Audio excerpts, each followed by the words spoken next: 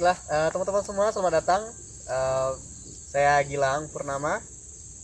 Sekarang saya lagi bersama dengan eh, teman-teman kita di perjuangan teman-teman format itu dalam perjuangan dalam penolakan pembangunan jalan tol di 5 nagari di Kabupaten 5 Kota.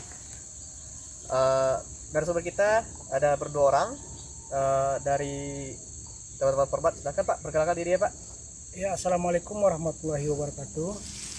Nama saya Rahman Sarif, berasal dari Nagari Lubuk Batingko. Saya nama Mapilindo, asal Nagari Gurun.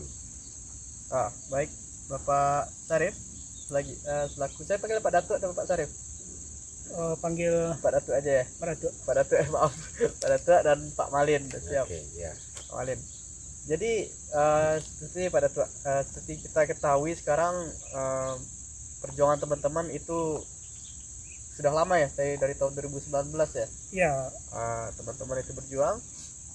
Bagaimana sih Pak Datuk ini awal mulanya ataupun kenapa gerakan format ini dibentuk? Bagaimana sih ceritanya Pak Datuk? ya pada awalnya gerakan format ini terbentuk karena kami pada awalnya itu berjuang bukan dalam kesatuan tapi per nagari. Nagari Gurun 1, Nagari Kota Tengah 1, Nagari Kota Baru 1, Nagari Tai 1, dan Nagari Lubuk Batingko 1. Setelah adanya advokasi dari teman-teman wali yang pada itu adalah Pak Yoni dan mengadakan berkirim surat kepada DPR untuk melakukan audiensi. Jadi setelah melakukan audiensi, kami pun hearing di kantor DPR, langsung disambut oleh Ketua DPR Bapak Supardi yang aslinya juga Payakumbuh. Kembali dari situ, maka terbentuklah format Forum Masyarakat Terdampak Tol dengan dasar bahwa kami itu adalah memperjuangkan kesamaan. Kami mempunyai masyarakat pada pemukiman padat yang akan rencananya dilalui oleh jalan tol, dan kami merasa kami ini adalah, kalau seandainya jalan tol itu lewat nagari kami akan mempunyai nasib yang sama. Jadi format ini akhirnya dilandaskan oleh senasib sepenanggungan. Oke. Dasarnya atas keresahan yang sama ya Pak Datuk ya? Iya, keresahan yang sama. Setelah adanya keresahan bersama dibentuknya teman-teman kelompok format tadi namanya, format Forum Masyarakat Menolak Jalan Tol Terdampak Tol Ya. Kan menolak ya, tapi terdampak tol ya. Terus apa saja yang dilakukan ini teman-teman dalam mengadvokasi bangunan ini atau penolakan ini? Ya, dalam advokasi kami bekerja sama dengan wali. Kami melakukan berupa berkirim surat kepada pemerintahan, mulai dari pemerintahan bawah sampai ke pemerintahan tertinggi, sampai ke pusat.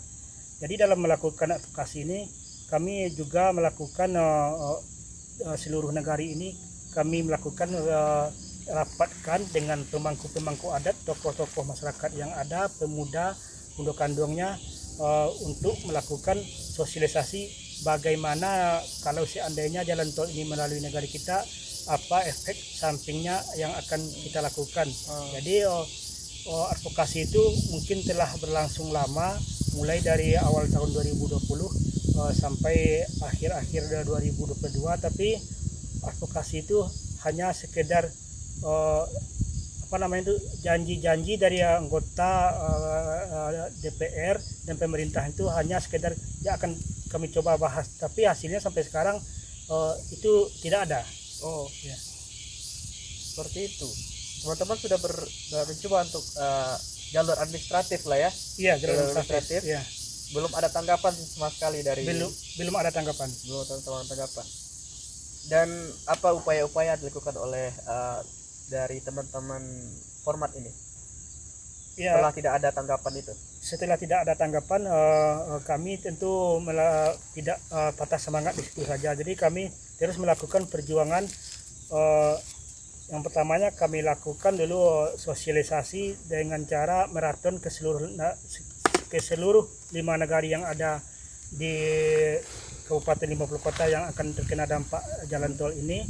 Terjorongnya kami lakukan sosialisasi dengan mengumpulkan masyarakat baik itu yang terdampak ataupun yang tidak terdampak, dan kami berikan sosialisasi didamping oleh Walhi tentang dampak buruknya apabila jalan tol ini melewati negari kita. Dan setelah dilakukan sosialisasi kepada masyarakat itu, setiap sosialisasi itu dilakukan dokumentasi, dan kami berkampanye melalui media sosial, melalui teman-teman wartawan yang juga membantu supaya memviralkan format di 50 kota ini. Wah, ternyata efek dari perjuangan itu sampai ke media dan sampai ke nasional dengar kabarnya Pak Dato. Iya, sampai ke nasional. Dan setelah sampai nasional ada tanggapan enggak dari pemerintah saat itu? Atau ada tindakan-tindakan dari pemerintah setelah ada ya viral pemberitaan itu? Ya, setelah sampai ke berita itu ke tingkat nasional, ya tanggapan pemerintah, mereka hanya menjawab bersama Utama Karya itu bukan jalan tol yang di 50 kota itu belum tentu. Jadi mereka hanya berdalih dengan alasan itu hanya basic design, hanya gambar saja baru, basic design rencana awal. Dia bilang begitu kata pemerintah. Oh, masih basic design Basic ternyata design. ya? Oke. Mungkin bisa tambahkan. Boleh silakan Pak Malim. Saya menambahkan perjuangan dari format belum terbentuk itu karena antar nagari itu saling dibenturkan. Jadi ketika dia sosialisasi di Baru, dia menyatakan itu Kota Baru Semarang udah setuju. Kemudian sosialisasi di Gurun, katanya Lubuk kok udah setuju. Jadi dengan keresahan-keresahan itu, informasi-informasi yang kayak mengajarkan kita jadi domba, supaya kita terjadi konflik antara sesama kita. Ini solidaritas itulah yang terbangun, maka dibentuklah sebuah forum dengan format.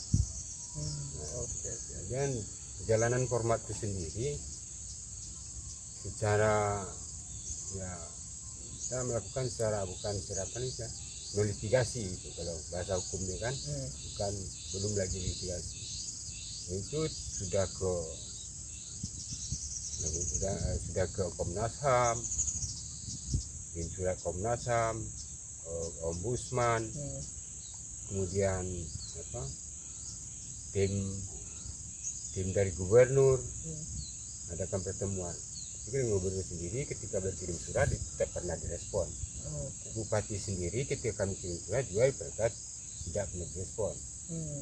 Jadi direspon oleh pemerintahan kabupaten. Ini kami dihadapkan dengan asisten satu, dengan sekda, dengan Kapolres, dengan Dandim, dan bupati sendiri tidak pernah berhadapan dengan kita.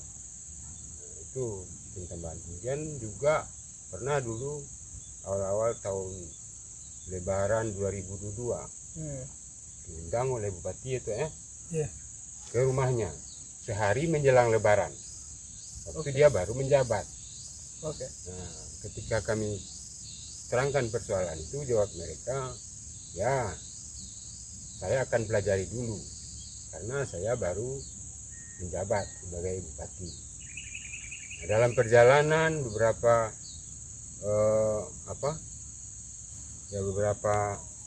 reaksi dari mereka ketika dia melakukan aksi, kami bereaksi gitu. Seperti apa bereaksi? Ya ada surat masuk gitu kan, atau pemberitaan jalan tol ini akan dilanjutkan.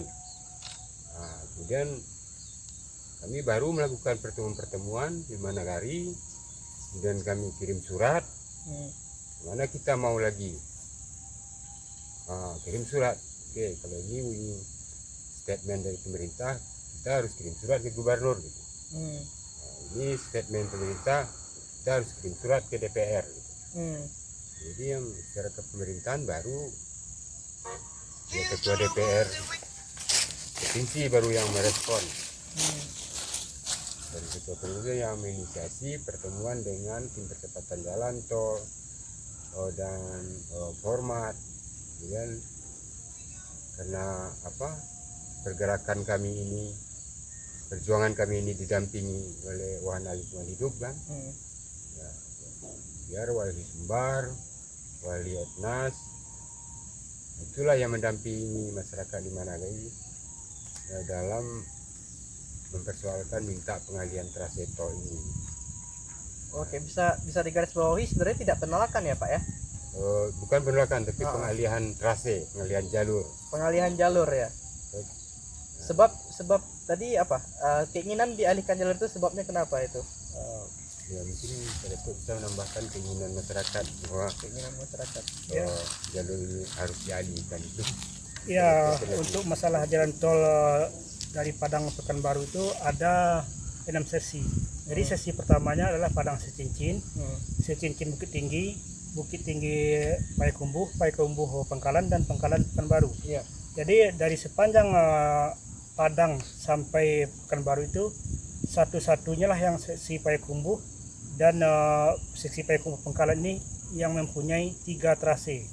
Trase 1, trase 2, dan trase 3.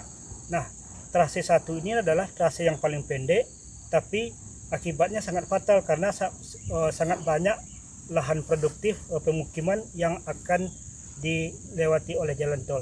Berdasarkan trase ini, disitulah kekuatan kami untuk berupaya untuk mengalihkan trase, bukan menolak jalan tol, dengan catatan pembangunan ini lancar sampai ke Pekanbaru, tapi harus mempertimbangkan keadaan sosial yang ada di masyarakat. Sebab kalau seandainya jalan tol itu melalui trase 1 ini, akan menghilangkan situs-situs budaya, akan menghilangkan rumah gadang, akan menghilangkan lahan-lahan produktif, pemakaman-pemakaman. Pada umumnya di 50 kota adatnya kan sangat kental. Jadi tanah itu melekat dengan orangnya. Jadi kalau seandainya umpamanya jalan itu melewati nagari kami, mau kemana dipindahkan masyarakat kami, sebab kami itu budaya Minang itu soko dan pusoko itu berumpama tubuh dan bayang-bayang, tidak akan bisa dipisahkan, seumpama kepala dengan rambut. Nah, gitulah kira-kira. Seperti dekatnya masyarakat dengan tanah ya Pak Dato ya. Iya. Dan itu yang mengalasankan teman-teman berjuang dalam pengalihan jalan tol ini. Iya. Oke. Sangat melekat budaya itu sampai ke perjuangan-perjuangan itu ya Pak Dato. Landasannya budaya itu ya. Terus ini bagaimana mana perannya dalam penolakan ini Pak Dato Pak Walid? Ya, bisa itu ya peran dari yang kami didampingi dalam advokasi ini Walhi, itu kami sangat masyarakat sangat antusias gitu. Jangan sampai pendamping ini separuh hati. Iya. Ini berusaha sebenarnya pendamping ini ya sepenuh hati. Karena di tingkat masyarakat ya dia namanya petani. Persoalan hukum, persoalan undang, persoalan regulasi mereka kan nggak tahu. Jadi kalau kawan-kawan dari LSM itu dia kan lebih paham, lebih mengetahui tentang aturan-aturan yang berlaku untuk pembangunan yang skalanya walaupun skalanya provinsi, skalanya nasional, dia lebih tahu. Jadi harapan kami sangat maksimal tentang hal-hal itu. Sehingga kami berjalan memperjuangkan ini tidak melanggar dari undang-undang sesuai dengan aturan-aturan yang berlaku yang diperjuangkan. Nah itu kemudian juga kami terima kasih didampingi juga oleh NGO yang skalanya internasional gitu, kayaknya Ya seperti apa? FOE dan Jatan kan. Terima kasih juga kami pada FOE dan Jatan yang telah mengkomunikasikan kasus masyarakat ini, persoalan masyarakat ini ke investor dan di Jepang itu. Berarti adanya tanggapan dari Jepang itu Pak Walid? Ya karena udah sampai surat masyarakat, dokumen-dokumen masyarakat penolakan minta pengalihan trase itu ke pihak Jepang, namanya katanya JICA itu. Nah, berkat bantuan dari kawan-kawan di Jepang kan, LSM Jepang itu, ya kami lebih yakin dan percaya bahwa trase ini bisa dialihkan. Karena masyarakat ini berkomunikasi langsung dengan pihak investor tersebut. Mungkin itu ini pada itu bisa menambahkan. Ya, sebenarnya kami itu menambahkan dari Pak Malin itu sudah sampai perjuangan kami itu ke Jepang dan berkirim surat kepada JK. JK ini sebagai investor atau bagaimana? Iya, JK ini adalah investor yang akan mendanai jalan tol seksi Payakumbuh Pangkalan. Jadi kenapa kami berkirim surat ke JK itu karena JK itu dalam pembangunan jalan tol ini sangat memperhatikan aspek budaya lokal masyarakat sendiri. JK sangat memperhatikan kearifan lokal sehingga apabila ada masyarakat yang menolak itu sangat dipertimbangkan dan dimaklumi oleh JK, dan mereka tidak akan mau berinvestasi sebelum masyarakat itu sendiri mau menerima keberadaan JK untuk berinvestasi di 50 kota. Lebih mempertimbangkan aspek sosial budaya. Budaya. Dan setelah adanya beberapa problematika perjuangan teman-teman, saya mau tanya pendapat pribadi, itu apa saja sih dampak baik yang bisa dirasakan oleh teman-teman dalam perjuangan ini terhadap terhadap kelompok atau terhadap diri sendiri, terhadap apa saja? Silakan, siapa duluan, Bapak Dato atau Bapak Malin? Ya, dampak pribadi kepada saya setelah adanya perjuangan ini itu yang pertama dampak positifnya kami menjadi dekat dalam artian kata yang 5 negara ini ditambah dengan teman-teman dari Walhi, rasa persaudaraan kami, ikatan emosional kami itu menjadi dekat. Yang kedua, khususnya bagi kami masyarakat yang terdapat di akar rumput, ilmu pengetahuan itu kami bertambah setelah adanya advokasi ini yang secara non litigasi ya katanya. Jadi non litigasi bukan melalui jalur hukum. Jadi rasa kebersamaan dan ilmu itu kami bertambah dan semangat kami pun itu bertambah untuk melawan kebenaran dan memperjuangkan hak asasi kita. Dan untuk untuk negatifnya tentu kami mempunyai tantangan di lapangan. Yang pertama itu bagaimana mengkonsolidasi masyarakat, itu sangat berat tantangannya. Yang kedua itu tantangan sendiri dari pemerintahan yang mereka berupaya untuk melaksanakan jalan tol ini sesuai dengan apa yang mereka ingin. Mungkin itu yang bisa ditambahkan oleh Pak Malin. Ya, mungkin secara pribadi atau masyarakat baiknya itu menambah percaya diri masyarakat bahwa perjuangan ini bisa dilakukan, bisa diperjuangkan. Jadi menambah kekuatan mental bagi masyarakat, sehingga masyarakat yang selama ini ditemui aparat itu tidak jadi pengecut, tidak mudah diintimidasi. Tidak mudah diintimidasi, walaupun cara-cara mereka sering melakukan intimidasi, tapi dengan adanya dampingan dari kawan-kawan LSM, masyarakat itu sudah siap mental menghadapi itu. Memang kita pada titik kalau kesulitan kami alami ya konsolidasi, di tingkat masyarakat itu orangnya beragam, bisa disatukan, itulah alamnya kayak gitu. Memang setiap perjuangan itu ada kawan, ada lawan kan. Pihak pemerintah sendiri sudah bentuk sebuah kelompok tandingan.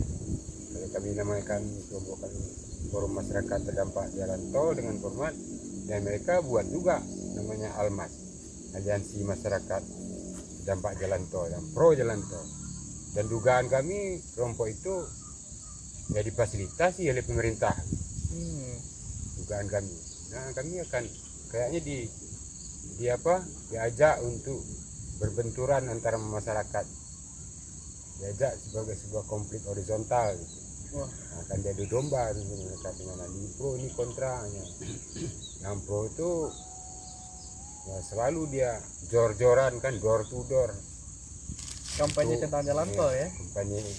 kampanye door to door dia dengan berbagai cara, dengan berbagai ada yang ya di pernyataan itu dengan kata yang baik-baik, ketika kata baik setengah tidak baik, kata tidak baik, kemudian ada yang diancam gitu, kalau nggak mau jalan tol nanti akan ganti rugi, nggak bayar, dan sampai gitu pernyataan mereka supaya masyarakat ini mau menyerahkan tanahnya untuk persoalan pembangunan jalan tol.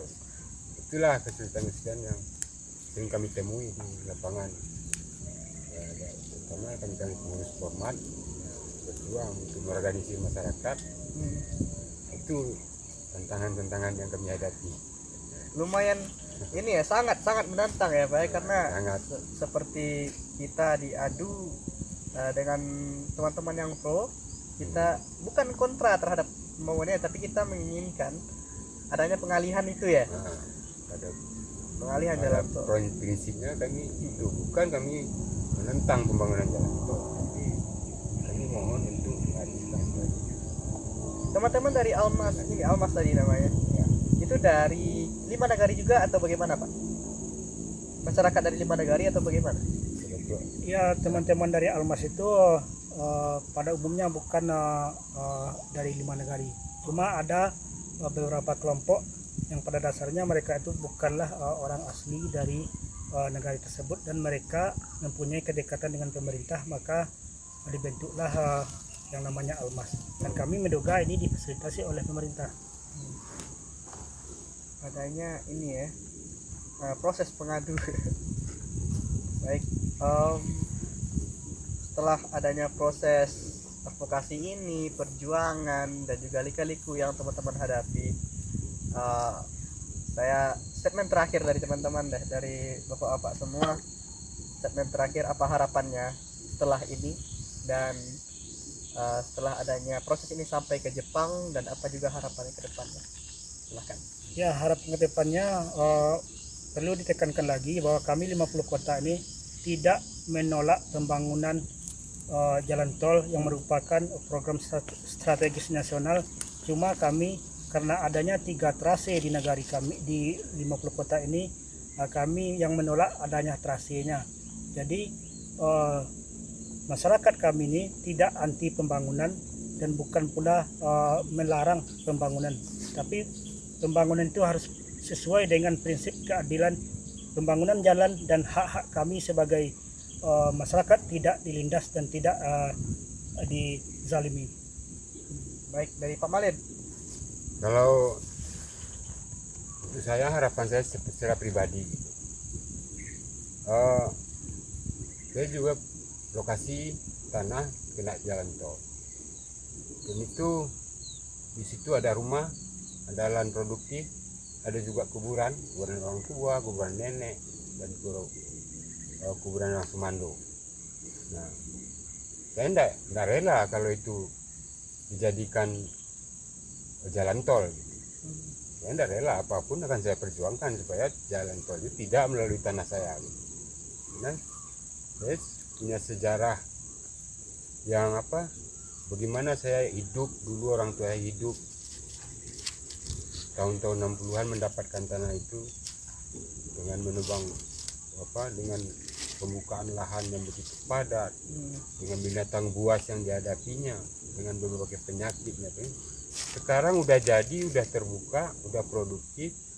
Di sana kami hidup, di sana kami sekolah, di sana kami dibesarkan. Sekarang akan hilang dengan iming-iming ganti-ganti untung yang akhirnya buntung itu, kami enggak. Nah, itu secara pribadi harapan saya gitu. Harapan mereka mungkin tidak jauh beda dengan harapan yang saya sampaikan itu.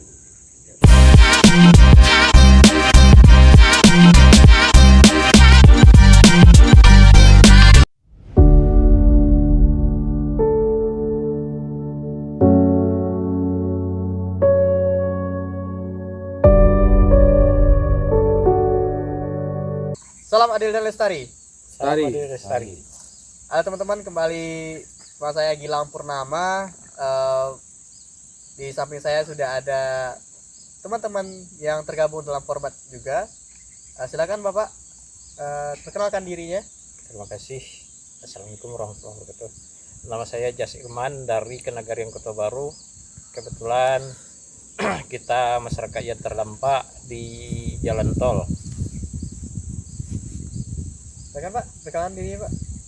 Nama saya Yasli, masyarakat Jalan Panjang Nagari Kota Baru Semelanggang terdampak jalan tol. Wah, baik, terima kasih. Selanjutnya itu bisa Bapak Jas dan Pak Yas, itu kita nanti diskusinya mengalir saja, itu informasinya mengalir saja.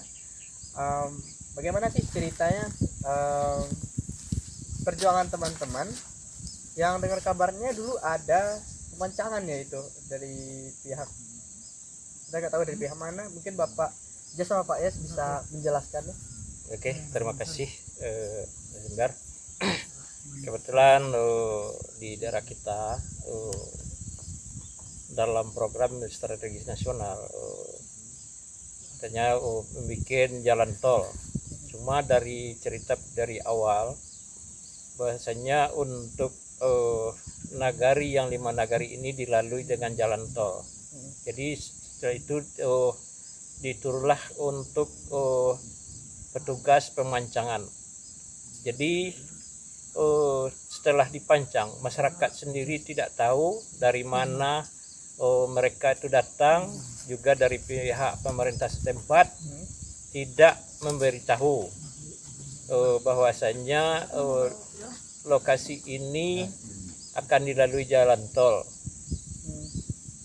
Langsung dia pancang, juga masyarakat juga untuk lokasi tanah masyarakat yang kena tidak ada yang memberitahu bahwasanya akan dilewati. Terjadilah pemancangan. Itu terjadi tahun berapa Pak? Kalau nggak salah tahun 2018. 2018. Iya. Awal perencanaan itu ya. Iya.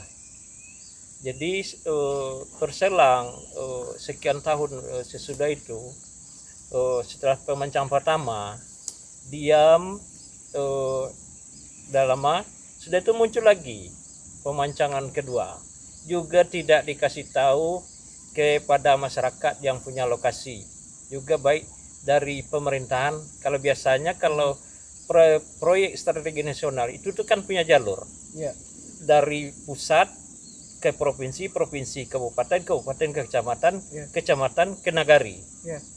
Alhamdulillah masyarakat sendiri tidak tahu dari mana orang ini datang, dengan siapa, minta izinnya tidak ada.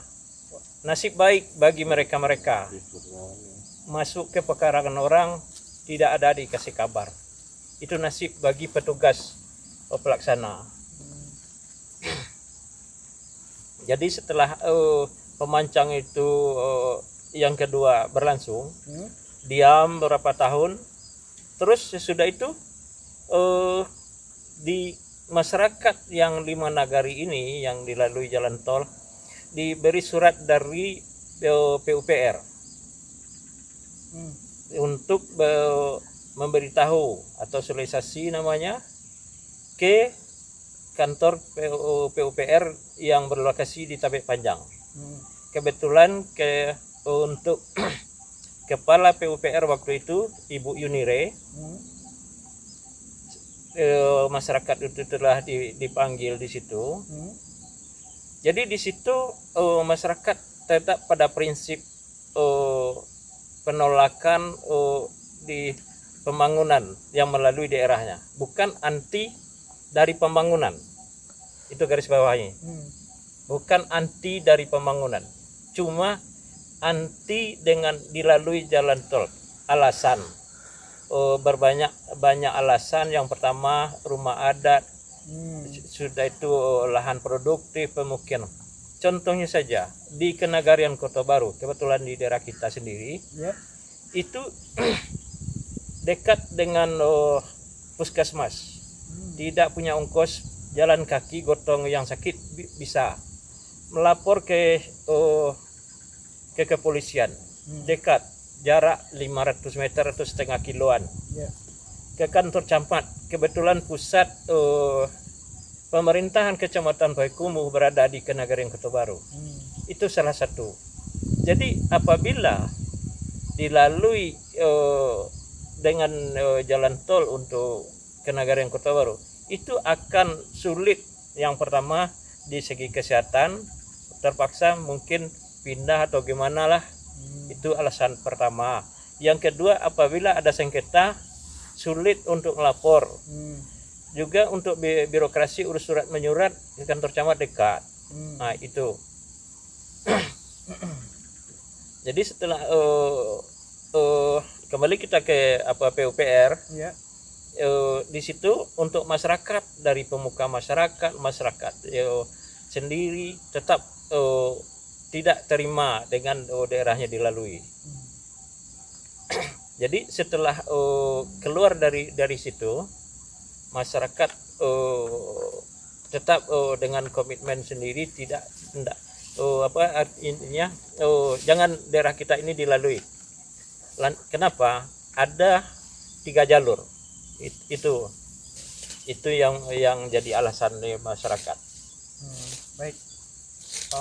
Berarti ini bukan menolak tapi lebih mengutamakan jalurnya itu dipindahkan saja gitu. Iya betul. Tapi kita nggak menolak ya gitu ya. Tidak, intinya masyarakat tidak menolak, cuma jangan melewati daerah yang strategis. Nah, intinya mudah akses itu. Jadi Pak Yas ada cerita ataupun informasi? Ada sedikit Pak. Ya, silakan Pak Yas. Sebagai tambahan buat latihan masyarakat yang terkena terdampak. Ya. Itunya bukanlah lahan saya. Itulah lahan kaum Datuk Rajo Indo. Mungkin saya di sana sebagai orang Sumando. Oke. Dan Sumando. Mungkin tak ada saya berhak untuk memberikan izin. Cuma udah dibilang sama orang tua, kepala kaum, Ya. Misbah namanya, bukan Sumando yang kuasa itu. Ya. Hanya kami Sumando. Hanya namo kateh ya Shirley. Awak di situ abu, ibaratnya orang Minang kau abu tertunggu. Bukan kuasa di situ. Yang setelah kami alami, Ya. sesudah pengukuran Pak Juli ya. Pak Juli ada berkumpul di rumah waktu itu sama-sama, sehingga tidak ada izin orang Kapolsek Payakumbuh tidak tahu, sehingga rami lah di rumah. Ada yang membilang di sana udah ratusan tahun orang tua kami di sana, bahkanlah ada pendam kuburan. Kami tidak ingin meninggalkan tanah pusaka saya. Itu udah bilang. Waktu pengukuran dulu Pak Siginting, kalau orang menolak bagaimana? Ya. Kan ada orang di belakang, bilang aja sama dia. Itu kata Pak Juli gitu. Kan ada orang lah. Ini tugas saya.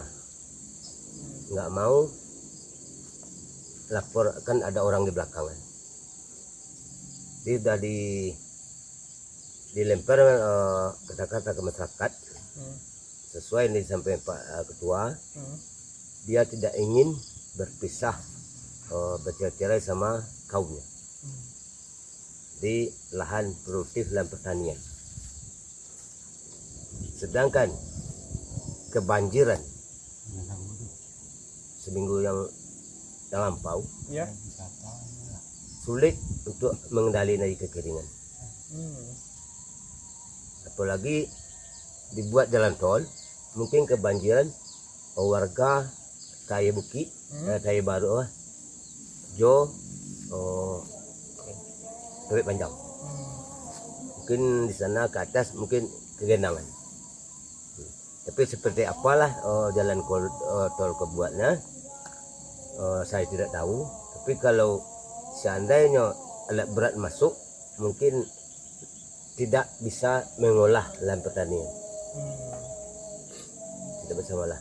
Cuma sesuai kata masyarakat, bukan menolak, tapi minta dialihkan. Iya. Dialihkan, siapa Pak? Baik, terima kasih Pak. Pada intinya masyarakat tidak ingin terlepas dari tanah tempat mereka lahir, tempat mereka tumbuh, tempat mereka berkembang, dengan tandanya adanya padang pekuburan tadi ya Pak ya, Iya. sebagai acuan bahwa mereka memang sudah hidup lama di situ. Dan itulah mengikat masyarakat Minang, teman-teman. Lekatnya masyarakat Minang dengan tanah ataupun dengan tempat mereka tinggal itu memang sangat sekuat itu, karena tanah itu adalah turunan dari leluhur-leluhur zaman dulu yang dibuktikan dengan adanya padang pekuburan, situs-situs bukti-bukti sejarah bahwa keluarga itu pernah ada di situ atau masyarakat sudah dahulu ada di situ. Langsung saja Pak, untuk statement akhir dari segmen ini, apa sih harapan ke depannya dari perjuangan teman-teman, terkhususnya masyarakat yang terdampak? Baik. Harapan dari kami masyarakat yang terdampak terhadap pemerintah